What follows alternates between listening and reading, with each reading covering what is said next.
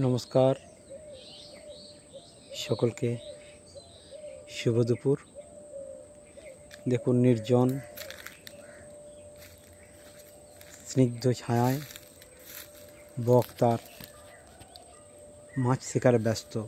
আমি আপনাদের দেখাতে পারবো কিনা জানি না, তবু দেখানোর চেষ্টা করছি। বক বাবাজি খালে চুপ করে দাঁড়িয়ে কেমন মাছ ধরার চেষ্টা করছে দেখুন।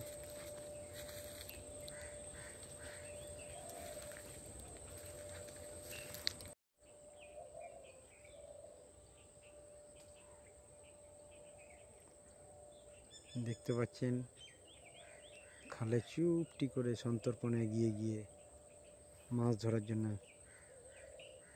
এই ধান ক্ষেতের পাশে একটি খাল আছে, সেখানে চুপ করে বসে আছে, কখন একটা মাছ উঠবে চুপ করে ধরে নেবে। দেখুন চলে গেল। সকলকে শুভ দুপুর, ভালো থাকবেন। আর নতুন পালক ফেসবুক পেজ থেকে আমি লক্ষণ, সকলকে শুভ দুপুর, ভালো থাকবেন। আর ওই দিকে দেখুন ডেকে চলেছে পাপিয়া, পিউ কাহা করে। সকলকে শুভ দুপুর জানাই।